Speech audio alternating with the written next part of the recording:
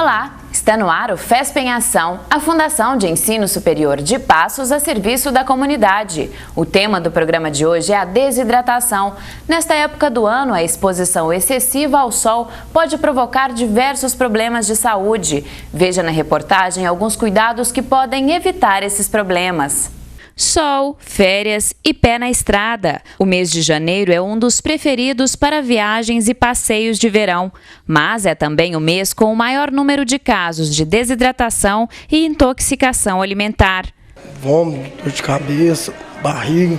O que você acha que está sendo o principal causador disso? Eu acho que é o calor. O calor está demais. No calor, o nosso corpo perde muito líquido. Para funcionar bem, o organismo precisa da quantidade certa de água e sais minerais. Quando essa quantidade fica abaixo do normal, os sintomas logo aparecem. As pessoas geralmente elas sentem um mal-estar geral, né? Chega com muita dor abdominal, chega com muito vômito, com dor no estômago, um mal-estar geral, né? Às vezes com cefaleia, né? Que é a dor de cabeça. Geralmente é mais ou menos isso. Agora eu tô sentindo dor de cabeça, mas desde as 4h30 da manhã eu tô com muita diarreia, vomitando, sabe? Não sei, alguma coisa que eu comi não é, porque eu nem jantei ontem. Não sei se é desidratação, do calor, não sei. Para quem vai sair de viagem, o cuidado deve ser redobrado também com relação aos alimentos e bebidas consumidas. Além da desidratação, o risco de intoxicação alimentar é muito comum nesta época do ano. Tô me sentindo mal, tô com muita cólica, tá me dando estômago ruim, vomitando, diarreia também. Eu acho que pode ser alguma coisa que eu comi. No pronto-socorro de Passos, os problemas comuns do verão já aumentaram. Com a entrada do calor, as pessoas ficam desprevenidas, né? Não hidratam direito, aí a gente tem um fluxo maior mesmo de pessoas no pronto-socorro. É porque as pessoas, né, com a entrada do calor, não se cuidam, né? Tem uma alimentação normal, não procuram uma alimentação mais leve, mais saudável, né? Não se hidratam direito, né? A pessoa no calor tem que tomar muito líquido, mais esse calor que está fazendo, né? A pessoa tem que tomar muito líquido, às vezes muito suco, né? E uma alimentação mais leve. Veja no próximo bloco uma entrevista com a nutricionista Vivian Freitas Silveira, que é coordenadora do Centro de Atendimento Nutricional da FESP, que vai falar um pouco mais sobre os cuidados para evitar a desidratação. Até já!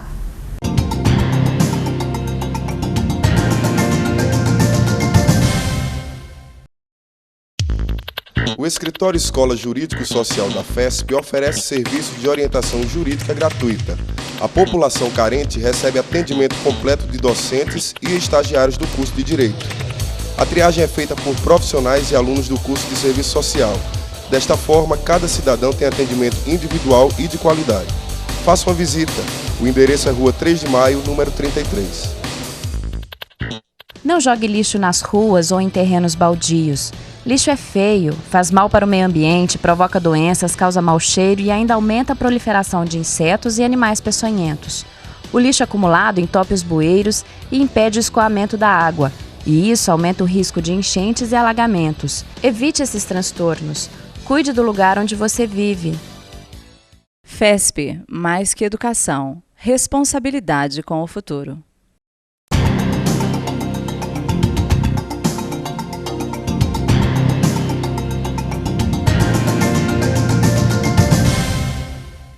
Este é o FESP em Ação, a Fundação de Ensino Superior de Passos a serviço da comunidade. O tema do programa de hoje é a desidratação. No nosso estúdio, nós vamos entrevistar agora a nutricionista Vivian Freitas Silveira, que é coordenadora do Centro de Atendimento Nutricional da FESP.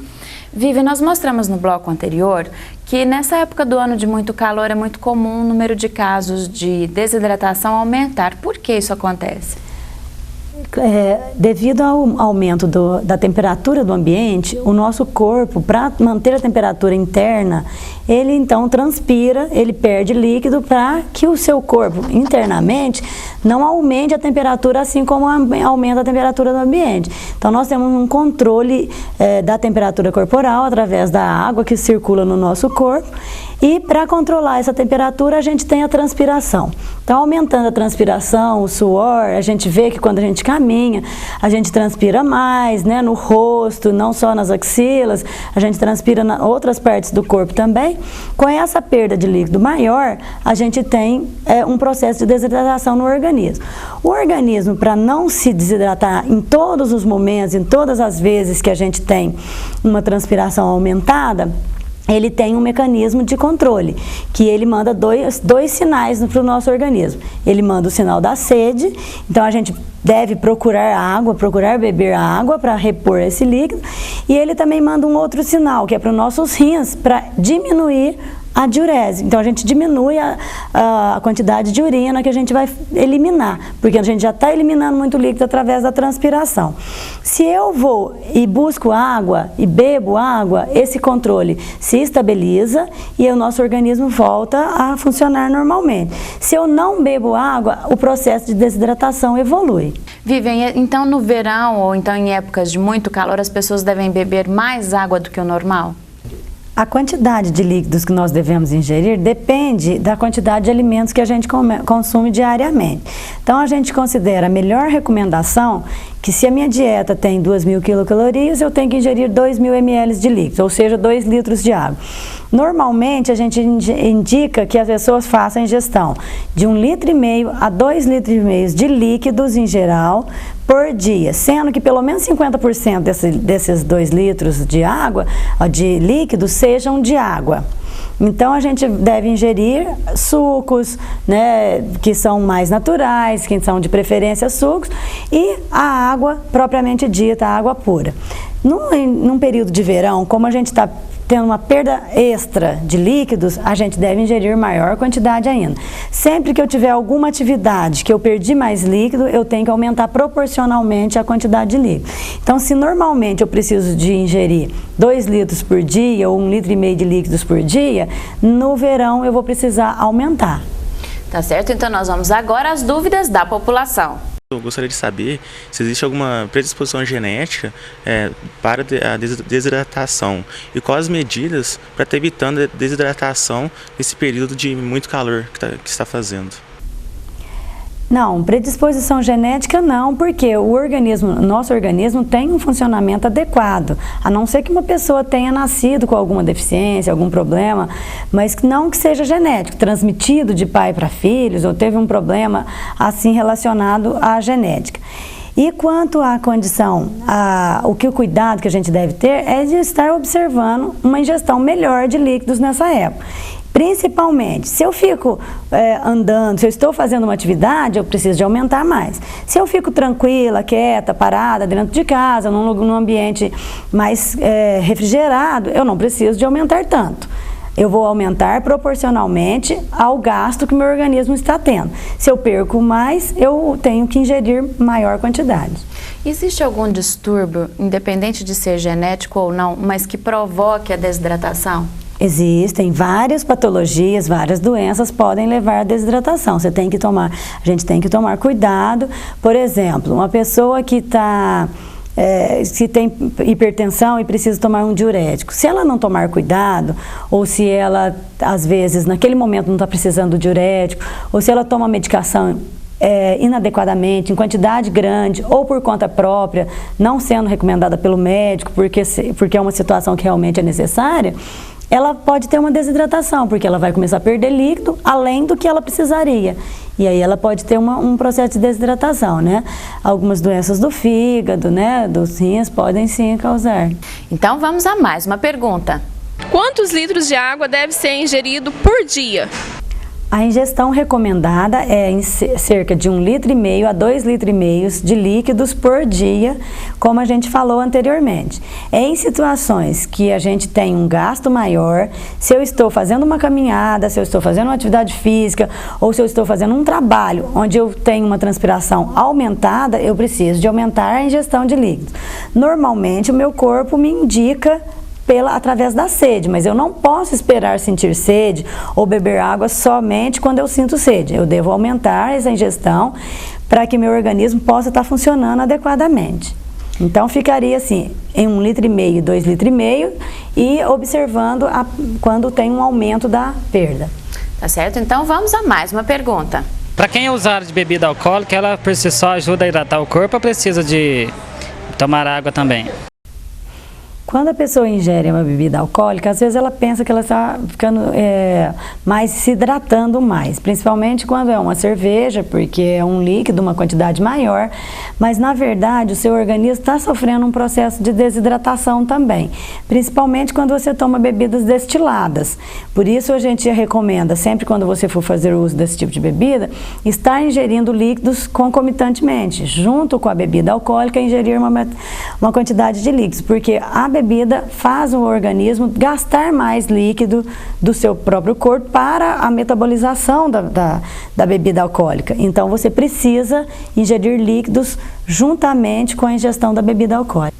Bom, nós vamos agora a um rápido intervalo e daqui a pouco nós voltamos a falar sobre desidratação e esclarecer as dúvidas da população. Até já!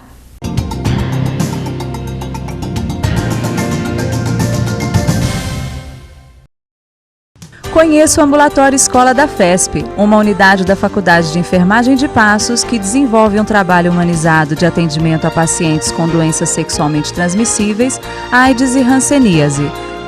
Todo o atendimento é gratuito e os pacientes têm acompanhamento multidisciplinar e personalizado. O Ambulatório Escola da FESP funciona na Rua Sabará, número 164. Economize água. No seu dia a dia, você pode evitar o desperdício tomando cuidado com pequenas ações. Quando for lavar as louças, não fique com a torneira aberta o tempo todo. Ensaboe a louça com a torneira fechada e depois enxague tudo de uma só vez. A mesma coisa você pode fazer no banho. Não fique com o chuveiro aberto o tempo inteiro. E quando for usar a descarga, verifique se a válvula não está com defeito e aperte somente uma vez. Feche bem as torneiras. Pequenos vazamentos provocam um grande desperdício. Na hora de limpar a calçada, use somente a vassoura e, se realmente precisar, use baldes e, de preferência, com a água que sai da máquina de lavar roupa. O planeta está pedindo a sua ajuda. Tenha consciência, economize água. FESP, mais que educação, responsabilidade com o futuro.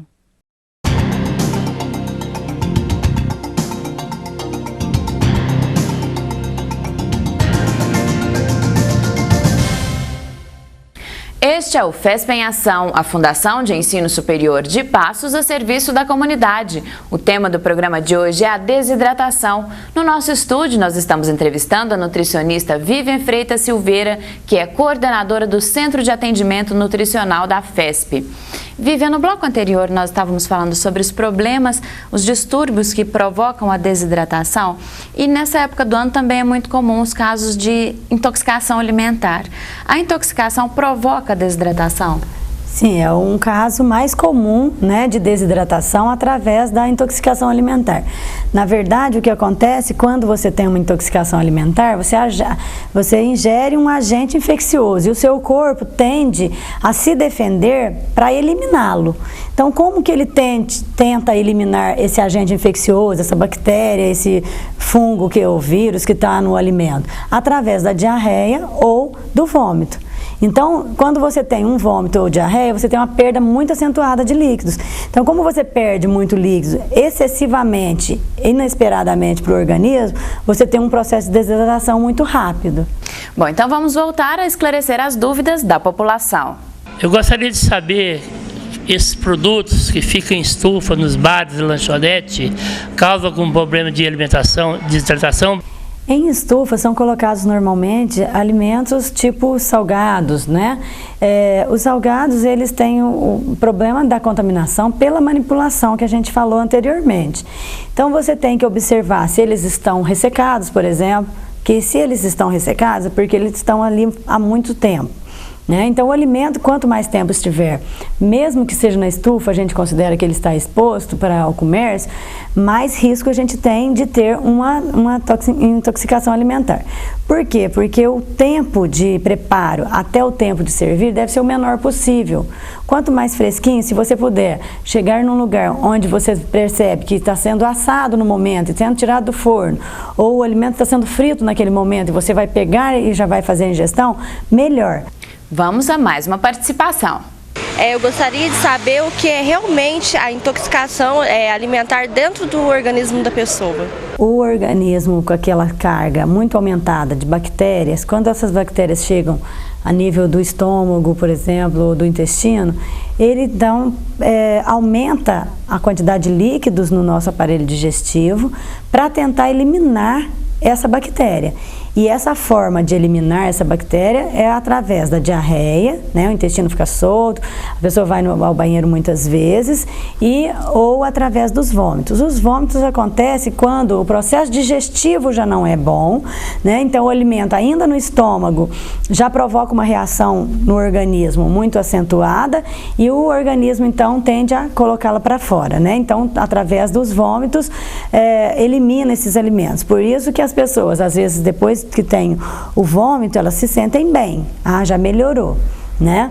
E quando a gente tem um processo a nível intestinal, você tem uma diarreia, esse processo pode demorar um pouco mais de tempo e essa intoxicação alimentar vai se tornar muito mais grave, vai se agravar muito mais se o organismo não conseguir eliminá-lo eliminar a bactéria através do vômito ou da diarreia e a bactéria for absorvida, penetrar no nosso corpo. Vamos a mais uma participação.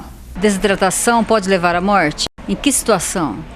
Sim, a desidratação pode sim levar à morte. É um processo que hoje, atualmente, não ocorre tanto porque a gente tem acesso a um pronto-socorro, a um hospital e que a gente faz a reidratação endovenosa e que evita, né, chegar à morte por desidratação.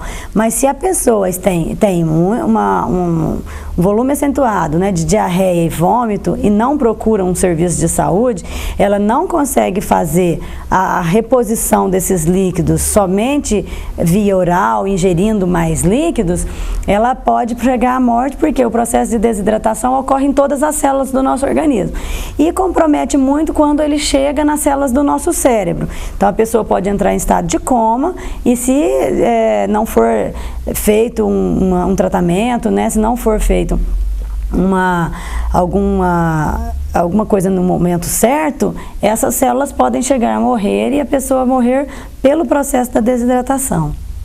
Então vamos à nossa última participação de hoje. Eu queria saber, agora nesse final de ano, nós comemos muita comida temperada, muito pernil, muito churrasco, muito chester. O que fazer para desintoxicar o corpo, né?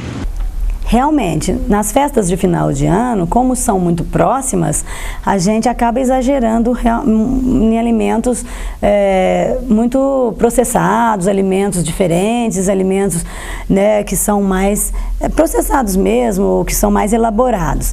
Então a gente deve fazer uma dieta agora, que já passaram as festas, o mais natural possível, o mais simples possível, ingerindo bastante verduras, as verduras de folha, as saladas, verduras cruas, né? De preferência as verduras cruas que são mais frescas, que têm uma digestão bem fácil. A gente ingerir mesmo os legumes, né? A cenoura, por exemplo, beterraba, que a gente pode ingerir crua, a fazer a ingestão, né, dessas verduras cruas, porque a gente tem uma ingestão muito maior de vitaminas, sais minerais e de fibras também, que são importantes para a ingestão, para o funcionamento do nosso organismo. Quanto ao arroz, o feijão, as carnes mais simples, né, com menos processadas, menos componentes, né, o mais simples possível, muita salada, muita verdura, cruas ou cozidas, e de preferência sempre ter uma variedade, 2 ou 3 variedades de verduras no almoço, no jantar, e não se esquecer de incluir as frutas, né? A gente recomenda que sejam ingeridas 3 a 4 frutas por dia, ou uma pessoa pelo menos 2 frutas por dia, né, para você ter uma boa ingestão também das verduras, como as verduras de vitaminas, sais minerais e frutas, e fibras, né?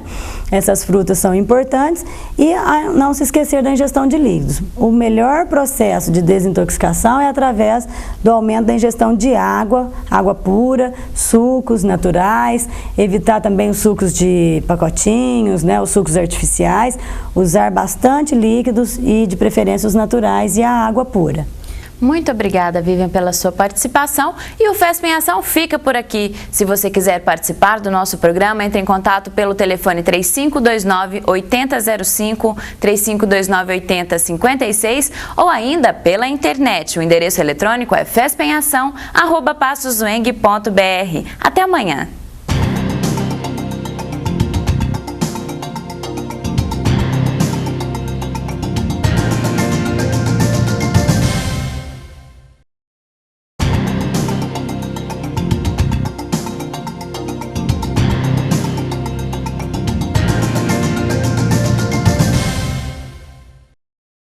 Apoio Cultural Noiva Linda, você em evidência. Avenida dos Expedicionários, 122, telefone 3521-3193.